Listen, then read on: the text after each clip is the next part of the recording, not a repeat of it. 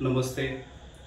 या ठिकाणी आज आपण इयत्ता 10वीच्या पाठ्यपुस्तकातील जो आपण चॅप्टर सुरू केलेला आहे ॲनिमल क्लासिफिकेशन, त्या ॲनिमल क्लासिफिकेशन मध्ये आपण पाहिलेलं आहे किंगडम ॲनिमलिया.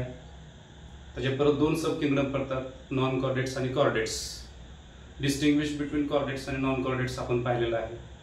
त्याच्यानंतर आपण त्याच्यानंतर पाहिलेलं आहे की जो सब किंगडम नॉन कॉर्डेट्स होता त्याच्यामध्ये जे 10 फायलम्स होते त्या 10 फायलम्सचे आपण कॅरेक्टरिस्टिक्स पाहिलेले आहेत.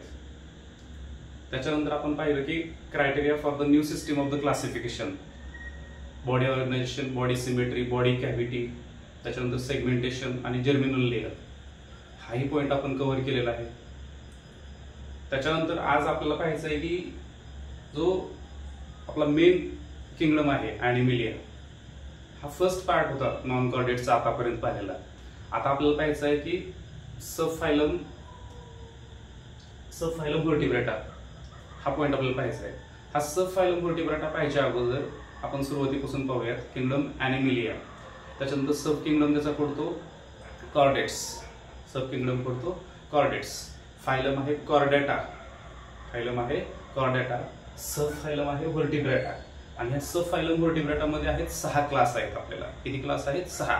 ते 6 क्लासचा स्टडी आज आपल्याला करायचा आहे. परत एकदा किंगडम ॲनिमलिया, त्याच्यानंतर सब किंगडम कॉर्डेट्स, त्याच्यानंतर फायलम कॉर्डेटा आणि सब फायलम व्हर्टिब्रेटा. त्या व्हर्टिब्रेटामध्ये 6 क्लास आहेत. ते 6 क्लास आपल्याला पाहिजे. ते 6 क्लास कोणते त्या अगोदर त्याची नावं घेऊयात आपण. अगोदर एक सब फायलम व्हर्टिब्रेटा जो आहे तो सब फायलम व्हर्टिब्रेटा म्हणजे नेमका आहे, त्याचे कॅरेक्टरिस्टिक्स काय असतात ते आपल्याला बघायचे. ते फीचर्स कोणते आहेत? सब फायलम व्हर्टिब्रेटा मध्ये जो नोटोकॉर्ड जो असतो आपण पाहिलेला आहे. कॉर्डेट्स आणि नॉन कॉर्डेट्स मध्ये rod like support is present in the body, that is the notochord is present. This notochord is developed in to the vertebral column. हे त्याचं मेन फंक्शन आहे.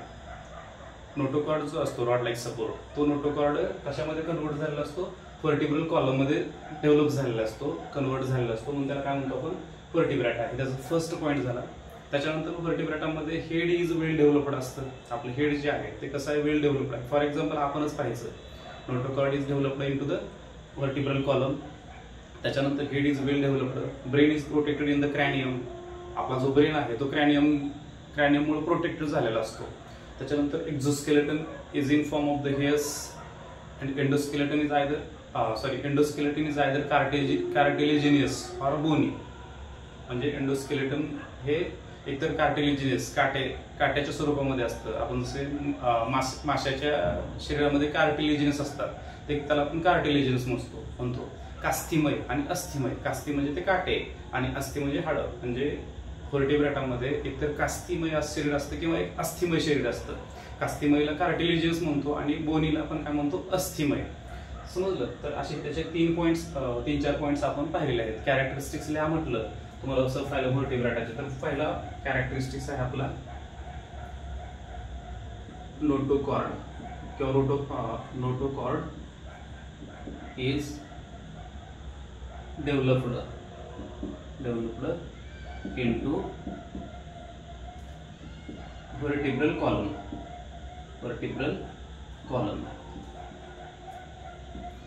नोटोकॉर्ड जो आहे बॉडीमध्ये rod like support, that is developed into the vertebral column. Second point आहे head is well developed. आपलं जे head आहे ते कसं असतं? वेल डेव्हलप्ड असतं. Brain is protected in the cranium. Brain is protected by cranium. त्याचा चौथा पॉइंट आहे याच्यामध्ये brain is protected by the cranium. Endoskeleton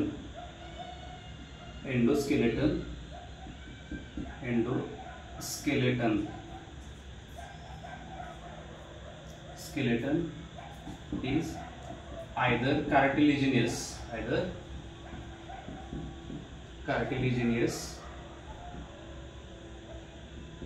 cartilaginous or bony.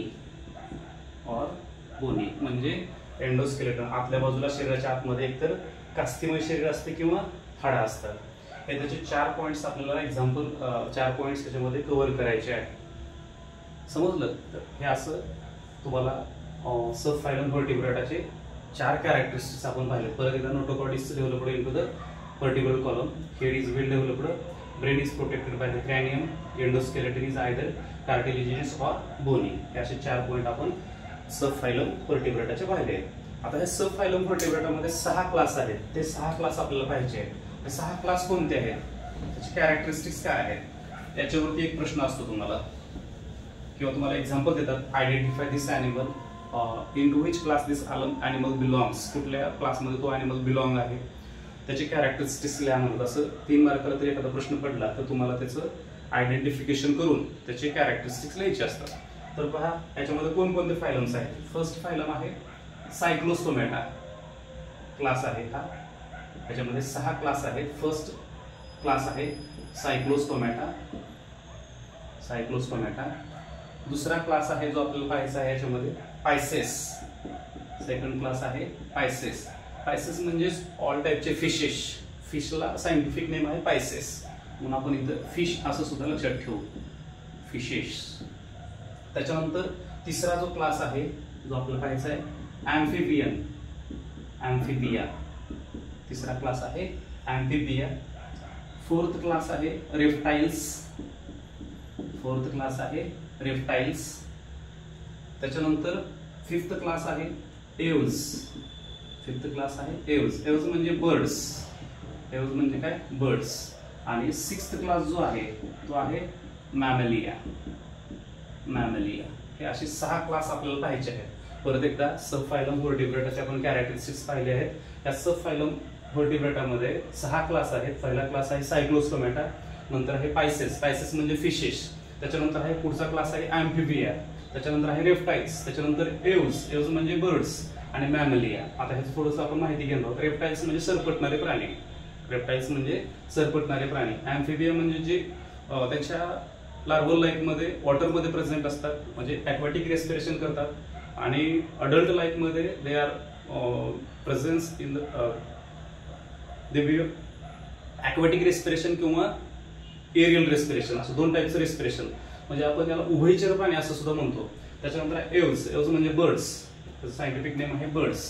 त्याच्यानंतर मॅमेलिया. मॅमेलिया म्हणजे presence of the memory gland is a typical character. महत्वाचं character आहे ह्याच्यामधलं mammalia ह्या क्लासमधलं.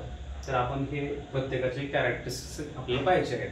First पहिला जो क्लास आहे तो आहे सायक्लोस्टोमॅटा. त्याचे कॅरेक्टर्स आपण पाहूया. सायक्लोस्टोमॅटाचं एक्झाम्पल तुम्ही अगोदर लक्षात ठेवा. सायक्लोस्टोमॅटाचं एक्झाम्पल आहे पेट्रोमायझॉन. पेट्रोमायझॉन हे त्याचं एक्झाम्पल आहे. पेट्रोमायझॉन जर आपण पाहिलं, त्याचं तुमच्या पुस्तकामध्ये आहे त्याचं चित्र, तर ते पेट्रोमायझॉनचं चित्र पहा.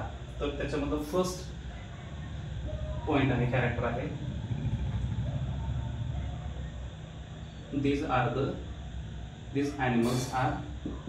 these animals are without jaw, किंवा jawless. These animals are jawless. These animal have, आपण असं लक्षात ठेवू, these animal have jawless mouth and provided with the sucker.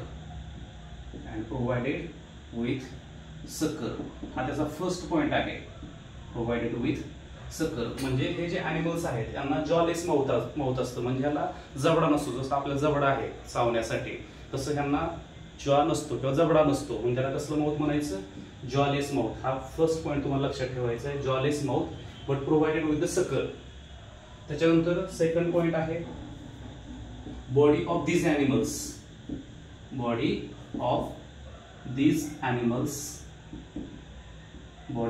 animals are soft. Body of these animals are soft without any scales.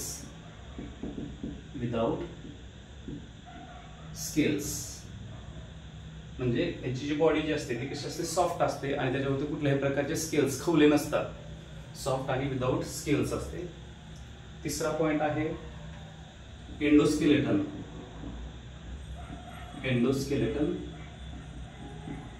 endoskeletons are cartilaginous. Endoskeleton are the cartilaginous, म्हणजे आतल्या बाजूला त्याच्या शरीरामध्ये काय असतात, कास्थिमय शरीर असतं. आणि presence of one or many pharyngeal slits, presence of one or many pharyngeal slits हे त्याचा आणखी एक कॅरेक्टरिस्टिक्स आहे. Presence of many pharyngeal slits for respiration. Respiration साठी याच्या शरीरामध्ये मेनी फॅरिंगल स्लिट्स प्रेझेंट असतात. हे त्याचे चार कॅरेक्टरिस्टिक्स बघतोय आपण परत एकदा. सायक्लोस्टोमॅटा म्हणजे this animal have jawless mouth and provided with the sucker. Body of this animals are the soft without any scales. त्याच्यानंतर तिसरं एंडोस्केलेटन आर द कार्टिलेजिनस, आतल्या बाजूला कास्थिमय शरीर असतं. आणि presence of many pharyngeal slits for the respiration, आणि याच्यामध्ये number of फॅरिंगल slits असतात रेस्पिरेशनसाठी. म्हणजे त्याचे चार कॅरेक्टरिस्टिक्स. त्याच्यानंतर पुढला क्लास आहे जो आपल्याला पाहायचा आहे, एक्झाम्पल तर आपण पाहिलेला आहे, पेट्रोमायझॉन.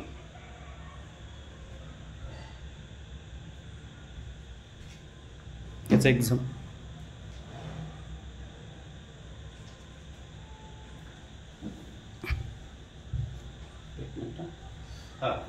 सेकंड क्लास आपल्याला बघायचा आहे,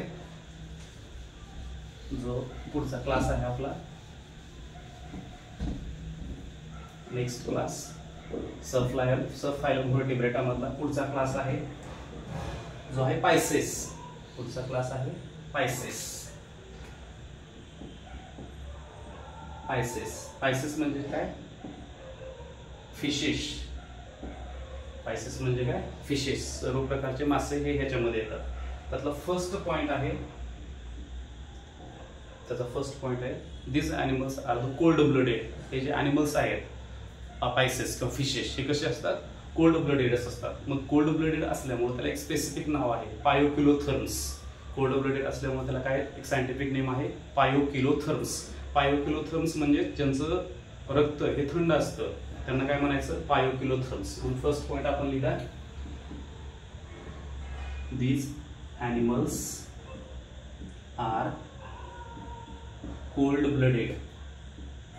These animals are the cold blooded, that is पायोकिलोथर्म्स. म्हणजे त्यांची बॉडी कशी असते, त्यांचं शरीर कसं असतं, कोल्ड ब्लडेड असतं, म्हणून त्याला काय म्हणायचं, पायोकिलोथर्म्स. अँड ॲक्वॅटिक, अँड कसे असतात ते ॲक्वॅटिक, आणि ते पाण्यामध्ये राहणारे असतात. सेकंड पॉइंट आहे, body of this animal is spindle shaped. यांचं शरीर जर बघितलं आपण माशाचं तर स्पिंडल शेप्ड असतं. To minimise the resistance of water, पाण्याचा जो फ्लो असतो त्याला विरोध करण्यासाठी त्याचं शरीर निमुळतं असतं. पुढच्या बाजूला पण निमुळतं असतं आणि पाठीमागच्या बाजूला पण निमुळतं असतं. त्याला आपण काय म्हणतो, spindle shaped. Second point, body of these animals are the spindle shaped. कशी असते, spindle shaped. To minimise the resistance of water. पाण्याचा जो फ्लो असतो त्या फ्लोला मिनिमाइज करण्यासाठी त्याची बॉडी कशी असते, स्पिंडल शेप्ड. म्हणून हा पॉईंट आपण हा एक पॉईंट लक्षात ठेवला मस्त पैकी. त्याच्यानंतर स्पिंडल शेप्ड हा एक पॉईंट लक्षात ठेवायचा. थर्ड पॉईंट आहे, exoskeleton is in form of the scales and endoskeleton is either cartilaginous और बोनी. तिसरा पॉईंट आहे, exoskeleton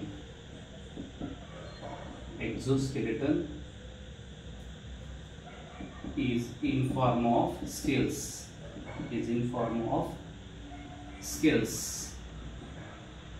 And endoskeleton is in form of cartilaginous or bony. त्यांच्यामध्ये एक्झोस्केलेटन बाहेरच्या बाजूला स्केल्स असतात. आपण माशामध्ये खवले बघितलेले आहेत. हा पॉईंट लक्षात ठेवायचा. स्केल्स आणि एंडोस्केलेटन कसं असतं, कार्टिलेजिनस ऑर बोनी. त्याच्यानंतर फोर्थ पॉईंट आहे जो आपल्याला पाहायचा आहे ह्याच्यामध्ये, they have pharyngeal slits for the respiration. त्यांना काय असतं, gills are present, pharyngeal slits are present for the respiration.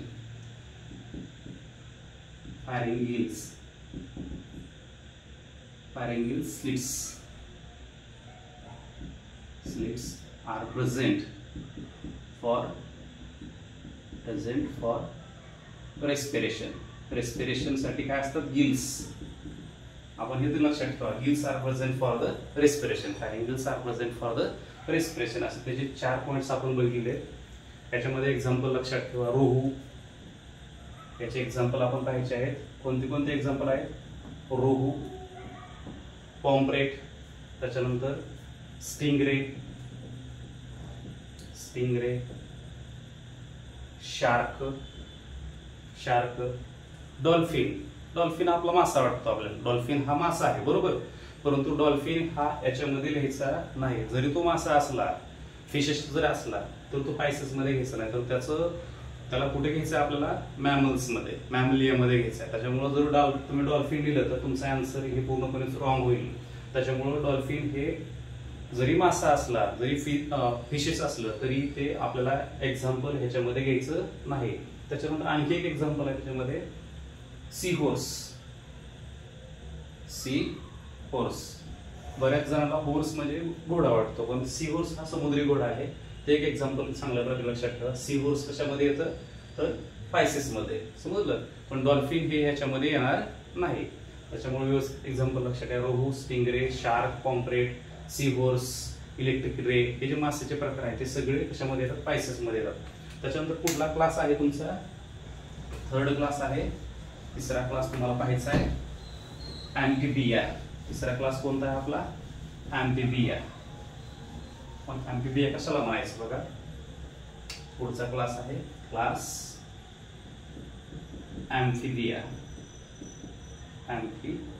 तर अँफिबिया मध्ये एक्झाम्पल आहेत, टोड, फ्रॉग आपण बघितलेला आहे, फ्रॉग, बेडूक, टोड, छोटी जी बेंडकुळी असते त्याला टोड म्हणतो. आणि त्याच्यानंतर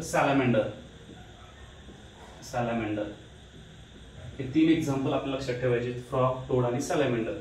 तर आपल्याला पाहायचं आहे आता ह्याचे कॅरेक्टरिस्टिक्स काय आहेत.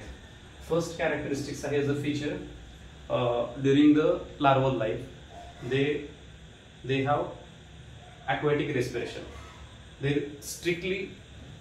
have strictly aquatic respiration during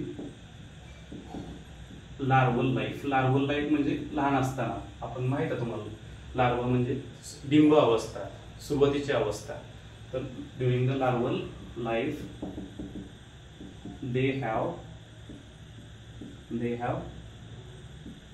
aquatic respiration. म्हणजे त्यांना कुठल्या टाईपचं रेस्पिरेशन असतं, aquatic respiration. But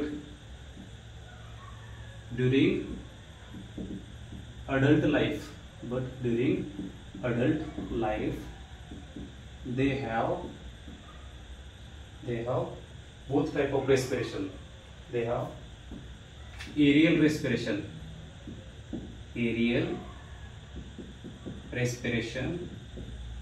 and aquatic respiration. म्हणजे ज्यावेळेस ते लहान असतात, डिंबावस्थेमध्ये असतात, त्यावेळेस ते फक्त त्यांना कुठलं रेस्पिरेशन असतं, ॲक्वॅटिक रेस्पिरेशन मध्ये असतं. ते स्ट्रिक्टली पाण्यामध्येच राहतात सुरुवातीच्या अवस्थेमध्ये.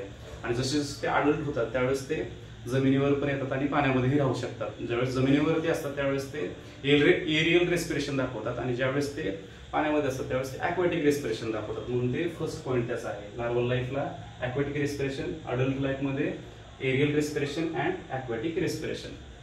सेकंड पॉईंट आहे, they have 2 pair of appendages. म्हणजे त्यांना 2 पायाच्या जोड्या असतात, appendages. they have 2 pair of appendages. तिसरा पॉइंट आहे, they have moist skin. their skin is always moist for respiration. Their skin is always moist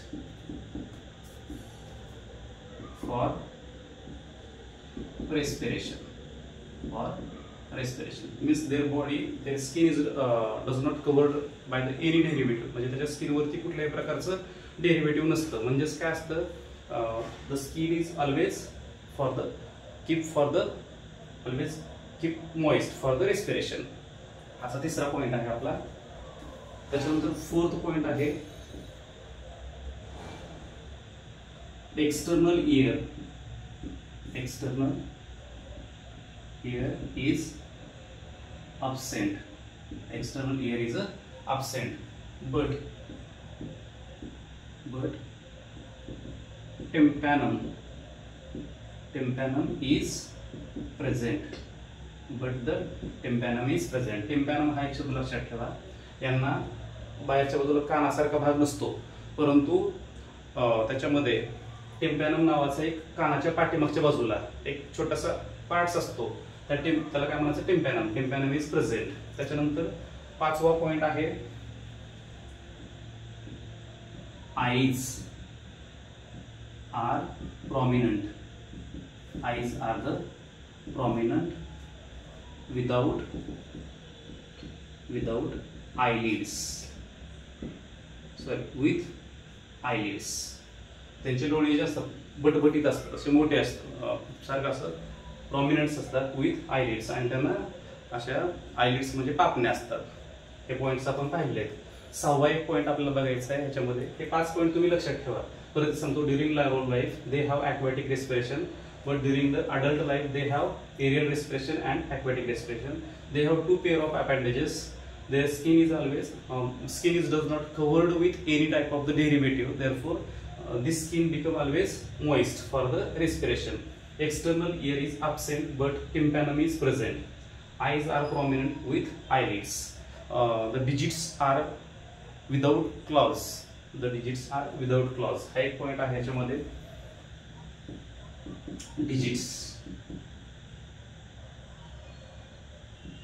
digits are without clause. म्हणजे त्यांना त्यांच्या अंगुलींना काय नसतात, नखे नसतात. Without clause. हे असे पॉइंट्स तुम्हाला लक्षात ठेवायचे. एक्झाम्पल आहे फ्रॉग, टोड आणि सॅलॅमंडर. हे झूम करून पाहिलं तर तुम्हाला व्यवस्थित दिसेल. पुढचा क्लास आहे तुम्हाला पाहायचा आहे, जो आहे रेप्टाइल्स. पुढचा क्लास आहे रेप्टाइल्स. पुढचा क्लास आपल्याला पाहायचा आहे reptiles. Class reptiles.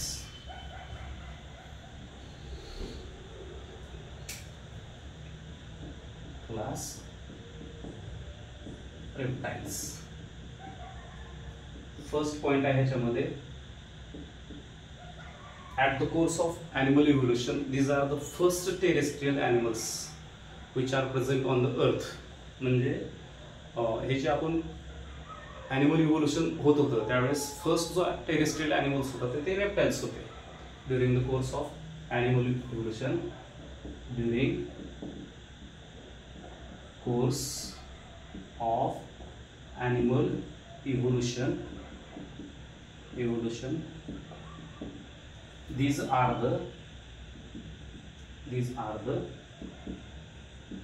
first terrestrial animals. हे कसले animals होते? फर्स्ट टेरेस्ट्रियल animals होते. First terrestrial animal. Second point आहे रेप्टाइल्स मधला, विथ क्रिपिंग मुवमेंट. ह्याच्यामध्ये विथ क्रिपिंग मुवमेंट, सरपटणारी मुवमेंट होती, सरपटच चलत होते. With creeping movement. These animals are cold blooded. हे सुद्धा animal कसे होते? cold blooded आहेत. हे animal सुद्धा कसे आहेत? cold blooded आहेत. cold blooded ला एक शब्द आपण लक्षात ठेवलेला आहे, पायोकिलोथर्म्स. काय आहे? पायोकिलोथर्म्स. त्याच्यानंतर तिसरा पॉइंट आहे रेप्टाइल्स मध्ये, they creep on the land and does not lifted their body. They creep on land and does not lifted their body, आणि त्यांचं शरीर त्यांना उचलता येत नाही. चौथा पॉइंट आहे skin is always dry. Skin is always dry. Skin कशी असते त्यांची? ड्राय असते. Skin is always dry. त्यांची स्किन कशी असते? नेहमी ड्राय असते. पाचवा आहे digits. Digits are provided with claws. Provided with claws म्हणजे ह्यांच्यामध्ये नख असतात, त्याच्यामुळे ते भिंतीवरती कसंही सहज चढू शकतात. Digits are provided with the claws. Neck is present between the head and trunk. सहावा पॉइंट आहे neck is present. Neck is present between head and trunk. हे असे 5-6 पॉईंट तुम्हाला लक्षात ठेवायचं आहे. रेप्टाईलचं एक्झाम्पल लक्षात ठेवा. रेप्टाईलचं एक एक्झाम्पल आहे जे तुम्हाला जंगलिंग मध्ये टाकू शकतं. टॉर्टॉइज. टॉर्टॉइजचा जर विचार केला तर टॉर्टॉइज आपल्याला वाटते की पाण्यामध्ये राहतोय कासव आणि जमिनीवर पण राहतोय. तसा विचार केला तर टॉर्टॉइज हे कशामध्ये यायला पाहिजे? अँफिबियामध्ये यायला पाहिजे. परंतु त्याला अँफिबियामध्ये न घेता त्याला आपण कशामध्ये घेतोय? रेप्टाईल्स मध्ये. त्याच्यामुळे हे एक्सेप्शनल केस आहे जे तुम्हाला चांगले लक्षात ठेवायचे आहे. तो एक्झाम्पल काय याच्यामध्ये? फर्स्ट एक्झाम्पल आपण मुद्दा म्हणून घेऊ. Tortoise. Tortoise. Snake. Tortoise. Snakes. Lizard. पाल. लिझार्ड. हे एक्झाम्पल जे आहेत ते कशाचे आहेत? रेप्टाईल्सचे आहेत. त्याच्यामुळे हे एक्झाम्पल व्यवस्थित लक्षात ठेवा. Tortoise belongs to the reptiles, not in the amphibia. त्याच्यानंतर पुढला क्लास आहे जो आपल्याला पाहायचा आहे एव्हज. पुढला क्लास आहे एव्हज. हे पॉइंट्स तुम्हाला व्यवस्थित समजले असतील. हे फर्स्ट टेरेस्ट्रियल ॲनिमल होते.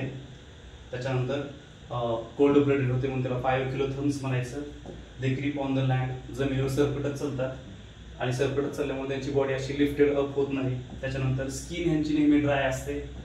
Digits are provided with the claws म्हणजे त्याच्या अंगुलीनं नखे असतात आणि त्याच्यामुळे ते भिंतीवर सहज चढू शकतात. त्याचबरोबर neck is present between the head and trunk. Neck असते त्यांना, पुढच्या बाजूला हेड असते आणि पाठीमागच्या बाजूला ट्रंक असते.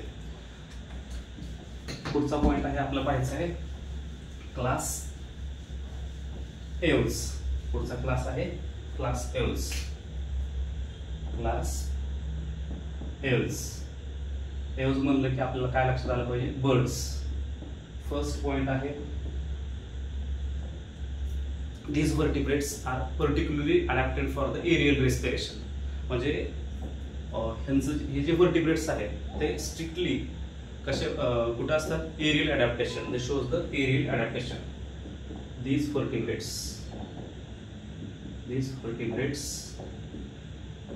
have adapted for aerial life. Aerial life म्हणजे त्यांना फक्त कुठं दिसतात आपल्याला? Aerial life. त्यांचं अडॅप्टेशन हे एरियल लाईफ मध्ये असतं, हवेमध्ये असतो आदिवासींचा. सेकंड पॉइंट आहे याच्यामध्ये these are the warm blooded. हे जे ॲनिमल्स आहेत ते उष्ण रक्ताचे असतात. These animals are warm blooded. Warm blooded म्हणलं की बघा आपण कोल्ड ब्लडेड साठी एक शब्द लक्षात ठेवला आहे. कोल्ड ब्लडेड 2 जण आहेत. फिशेस त्याला आपण पायसेस आणि दुसरं रेप्टाईल्स. सेकंड वॉर्म ब्लडेड कोण कोण आहेत त्याच्यामध्ये? वॉर्म ब्लडेड म्हणलं की होमिओथर्म. होमिओथर्म्स म्हणजेच वॉर्म ब्लडेडला होमिओथर्म्स हा शब्द आहे. तिसरा पॉइंट आहे neck is present. Four limbs are developed into wings. म्हणजे आपण ह्याच्यामध्ये पाहिलेलं आहे अँफिबियामध्ये 2 पेअर ऑफ अपेंडेजेस होते. मग त्या 2 पेअर ऑफ अपेंडेजेसचं पुढे रूपांतर कशामध्ये झालं? पालीमध्ये पण आपण पाहिलं. लिझार्ड्स मध्ये काय पाहिलं की पुढे 2 पेअर आहेत पायाचे आणि पाठीमागे 1 पेअर आहे. पुढची 1 पेअर आहे, पाठीमागची पेअर आहे. त्याच्यानंतर त्याच्यामध्ये इव्होल्युशन झालं आणि त्या पुढल्या 2 फोरलिम्बचं रूपांतर कशामध्ये झालं, विंग्ज मध्ये. चौथा पॉइंट आहे याच्यामध्ये exoskeleton. Exoskeleton is in form of feathers. एक्झोस्केलेटनचं रूपांतर कशामध्ये झालं असतं, exoskeleton is in form of feathers. याच्यामध्ये पिसं असतात. त्याच्यानंतर four limbs are modified the big wings. त्याच्यानंतर these animals are the warm blooded and these are adapted for the aerial life. हे 4 पॉइंट. 5वा पॉइंट आहे आणखी याच्यामध्ये जो आपण लक्षात ठेवू शकतो, body is a spindle shaped. Body of these animals are the spindle shaped to minimize the air resistance. तो एक महत्वाचा पॉइंट आहे याच्यामध्ये. Body is spindle shaped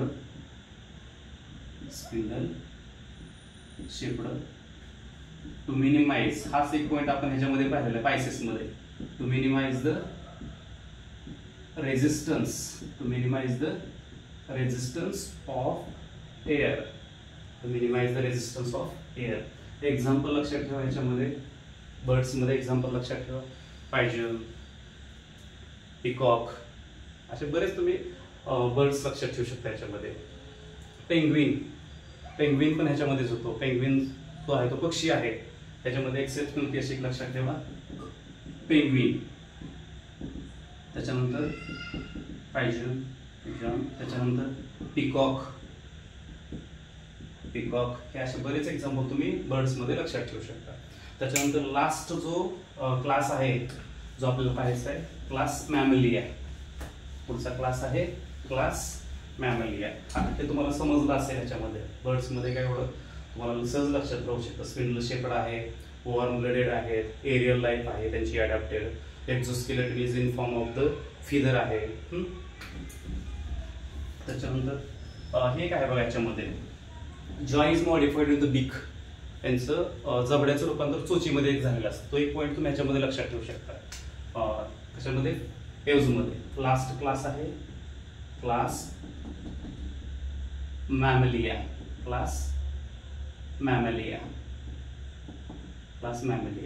first point आहे the presence of mammary Gland.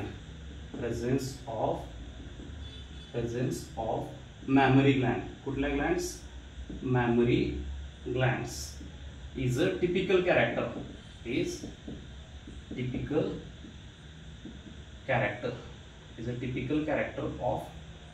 mammalia. मॅमेलियाचं सगळ्यात महत्त्वाचं character कोणतं आहे, presence of mammary glands. Mammary glands म्हणजे कोणत्या ग्लँड्स, ज्या दुग्ध स्त्रवणाऱ्या ग्रंथी आहेत त्याला आपण काय म्हणतो, मॅमरी ग्लँड्स असं म्हणतो. Presence of mammary gland is a typical character of the mammalia. Second point आहे, body is divided into the head, neck, trunk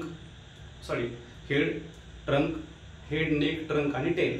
बॉडीचं डिव्हिजन कशामध्ये झालं असतं, 4 भागामध्ये. Body is divided into 4 parts. कोणकोणते 4 पार्ट्स आहेत, head, neck, trunk and tail last. त्याच्यानंतर exoskeleton is in form of hairs or fur. त्याच्यामध्ये काय असतं, exoskeleton is in form of hairs and और फर. लोकरीच्या रूपामध्ये, जसं मेंढी, शेळी मेंढीच्या अंगावर कसं लोकर असतं तसं फर, हेअर्स आणि फर्स असतात. असे 3-4 पॉइंट आहेत तुम्हाला याच्यामध्ये लक्षात ठेवू शकता. कळलं हे 3 पॉइंट्स तुम्ही व्यवस्थित लक्षात ठेवा. Presence of mammary gland is a typical character of the mammalia. Body is divided into the 4 parts, head, neck, trunk and tail. Exoskeleton is in form of the hairs or fur. त्याच्यानंतर ह्याच्यामध्ये आणखी आहे digits are provided with. त्याच्यामध्ये हे 3 तरी लक्षात ठेवा व्यवस्थितपणे. Digits are provided with the claws, nails or hooves. जसे घोड्यामध्ये किंवा बैलामध्ये असतात बघा, टाचा असतात मोठ्या, त्याला हूज असं म्हणायचं. म्हणजेच चौथा point, digits are provided with nails, नख असतात. त्याच्यानंतर नेल्स आणि claws, nails, claws and hooves. Hooves म्हणजे घोड्याची टाच जशी असते किंवा बैलाचे जर आपण पाय पहिले तर त्याच्या हूज असं म्हणतात, त्याला खूर म्हणतात मराठीमध्ये. हे असे 4 पॉईंट्स आपण पाहिले. एक्झाम्पल ह्याच्यामध्ये लक्षात ठेवा. मॅमलियामध्ये बॅट एक महत्वाचं एक्झाम्पल आहे. बॅट, बॅट पक्षी आपण बघितलं, बॅट माहिती आहे सगळ्यांना, तर जी झाडावर लटकलेली असते. दिस इज अ एक्झाम्पल ऑफ मॅमलिया. त्याच्यानंतर एलिफंट, एलिफंट पण ह्याच्यामध्ये येतं. डॉल्फिन, डॉल्फिन सुद्धा कशामध्ये येतो, याच्यामध्येच येतो. हे असे 3 एक्झाम्पल तुम्हाला लक्षात ठेवायचे आहेत मॅमलियाचे. हे अशा प्रकारे आपण त्याचे क्लासचे कॅरेक्टरिस्टिक्स पाहिले मॅमलीचे. परत एकदा presence of mammary gland, body is divided into 4 parts. त्याच्यानंतर exoskeleton is form of the hairs and furs आणि digits are provided with the nails, claws and whose.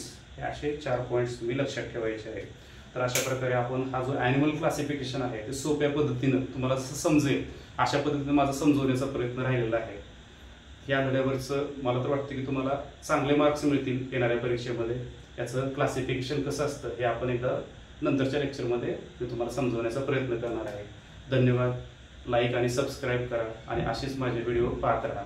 धन्यवाद.